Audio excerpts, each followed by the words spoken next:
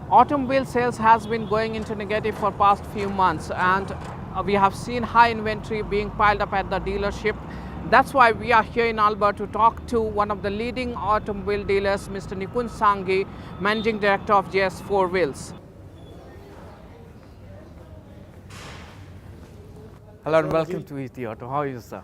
Thank you. So Wonderful. this is amidst a lot of news coming up about dealership being shut, a lot of inventory hike.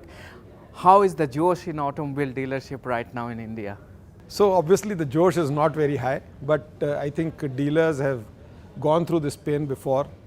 And I think as FADA we are ensuring that dealers don't lose strength. They continue to be as lively as they've always been. We have seen difficult circumstances again, and I'm sure we will go through this. We have seen an increasing number of dealerships being shut. Does that put you and your members into nervousness, and what is the situation as of now? So I will not say that we are nervous, but we are definitely concerned because they are a part of our business. So, and whenever a small co-dealer or any dealership shuts down, it's a pain for all of us, because I'm sure they would have gone through a lot of pain before they decided to close down. Can we say, looking at the retail numbers, looking at the production cut that has been introduced in the last few months, if we talk about April, I think this was one of the few months that we have experienced in last few years when all segments, production to domestic sales to exports, all were in red, and production went down by 10% despite having a series of production cuts in the last few months. So how do you see, do you think it is one of the worst months for automobile industry, and do you think this period has been one of the worst in last few years for automobile? So I think in the last few years it definitely has been a very, very challenging period. And I think this pain will continue. This pain will continue. This is temporary. Long-term automobile story of India continues to be very positive. But I think in the short term, presently I think a part of it was also because of the elections. Elections always draw the public. Indian political system is a very, very conscious system, and everybody becomes a politician during elections. What are the 2-3 things that you expect the course correction could be from the new government that you expect? So I think what is bothering the industry, one is the liquidity crisis, and I'm sure the government is bothered about it. I don't see a major change happening post government. Do you think there is a room for positive growth, strong positive double-digit growth coming back to passenger vehicle or overall automobile sectoral development that you see? So immediately we do not see a growth immediately after elections, but what we are looking for is consolidation. What we are looking for is stability. If we are able to consolidate, if we are able to stabilize where we are, that itself will be a very, very positive sentiment. We expect a better situation happening sometime during the festivals, which is post-September. But again, you see that if we can see the BS6 also coming up, that will again increase the cost. You had a problem with the insurance thing coming up, that increased the cost, that has an impact. Now BS6 is going to come. So how do you see the long-term also story? So I think short-term BS6 might be a big relief. Why I'm saying a big relief? Because of the anticipation of the increase in costs, we could see it as an opportunity because there will be some pre-buying. A lot of people would not want to take vehicles at the increased price when BS6 is introduced. And hopefully the festival season should kick in some pre-buying because of BS6 coming in April. So let's come back to the business that we do in automobile dealership or retailing. There has been a lot of talk about, when we talk to OEMs, they held dealership responsible. They say that the funds are diverted, and they lack the management in terms of managing their workforce or capital management. That is leading to the problem. While we talk to people like you, they say that it's mainly mostly OEM is responsible as they push inventory. So how this Tom and Jerry kind of fight situation is going to be resolved in India? So it's not really a Tom and Jerry situation. So when OEM say that there are dealerships which have been financially mismanaged, So I will not say they have not been mismanaged, but that's a very minuscule number. So like in any trade, any business, any industry, there are some black sheep. So I'm sure there will be a few black sheep in the dealerships. I will not say none. But majority, I think it is extremely important to understand the pain of the dealerships. The pain of the dealerships is that in India, the dealer margins are probably the lowest anywhere compared to the globe. Two, what is really happening is over-dealerization.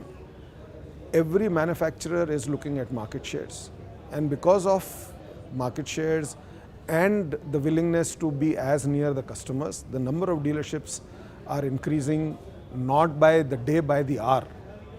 And because of this, inventories are getting built up in the system, and when inventories get built up and there is a very huge interest cost, dealers have no other way but to sell at this discount. And when they start doing that, they obviously start bleeding, but they have to keep afloat. So somewhere their manufacturers, I think, need to strike a balance. They need to strike a balance between optimal inventory, bring down the inventory levels so that the cost of inventory holding goes down. We are talking about network expansion. Despite those network expansion, we still see this huge gap between the service expected from the consumer because look at the consumer. They have become a global citizen now. They experience things around the world. They see things on the internet. They are aware of a lot of things.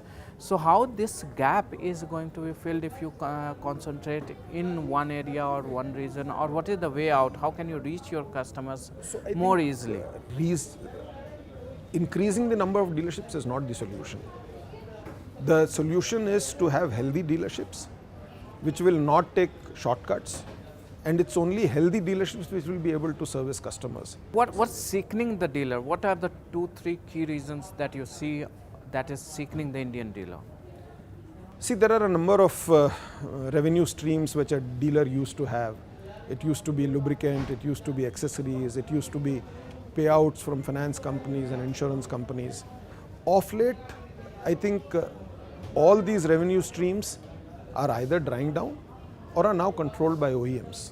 So whether it's an insurance payout, whether it's the lubricant, whether it is accessories, I think everything is co-branded. And because everything is co-branded, the margins on these revenue streams have become limited. Don't you think even for the manufacturer the pressure is huge? Because look at the kind of inflation we had in the last 10 years and look at the cost increase despite having so much increase in the features, in the quality of the vehicle.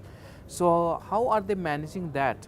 Is that the pressure completely coming to dealership and reducing the... So I will not say it is coming only to the dealerships, but I think while the manufacturer has the option of increasing the price when there is an increase in the input costs, why should only the dealer margin be compromised? I think dealers need to be compensated because Indian dealers are now required to provide infrastructure and service of global standards. And if we are required to give service and infrastructure of global standards, we also need to be compensated at global standards. And I think that is where the difference lies. So what is While the global Indian standard of dealerships are now probably one of the best dealerships in terms of infrastructure, Indian manpower is definitely one of the best manpower, and you can see a lot of manpower specifically in the Middle East in auto retail is going from India. And if they are importing manpower from India, obviously Indian manpower is good manpower. So I think somewhere there has to be a balance where the dealer compensation needs to be relooked at. I think the entire business model of our dealerships need to be relooked at. We need to see that dealerships are healthy, and only healthy dealerships are the ones which will give service. How is it going to be when financial firms like the lenders are going to tighten its hand? Looking at the kind of situation we had with the retail industry or dealerships in the last 2 years, do you think the things are going to be bad to worst going forward? Well, I don't think it's going to be bad to worse because it's not a very complicated solution. It's not a very difficult solution. But do you expect there is going to be a further tightening from the lenders? So there will be a further tightening of lenders. That's why SMK, in spite of the tightening, the solution is not very difficult. And why I say solution is not very difficult is because we are operating at high inventory levels. In this time of IT, in this time of logistics, I see no logic of maintaining inventories of 45 and 60 days. I think you can reach from one part of the country to the other part of the country in a maximum of 10 days, even by road. So why should dealers be carrying this kind of an inventory? And I think what we are doing is, within the manufacturers and the dealers, we are making money for banks and financial institutions and not for ourselves. If you talk about the outgo of your funds, which are the biggest outgo? Is capital cost one of them, one of the top three? Do you think that? Definitely. So if I am spending 100 rupees, I think 65 rupees is just manpower and capital cost. So together they contribute to more than 2/3 of the dealership expenses. So if these two costs are controlled, dealerships will become healthier, they'll become much better. Thank you so much Thank for you, talking Nabil. to us here. Thank you so much. So the discussion and insight of this sort on automotive retailing will continue further on September 4 ET Auto Retail Forum.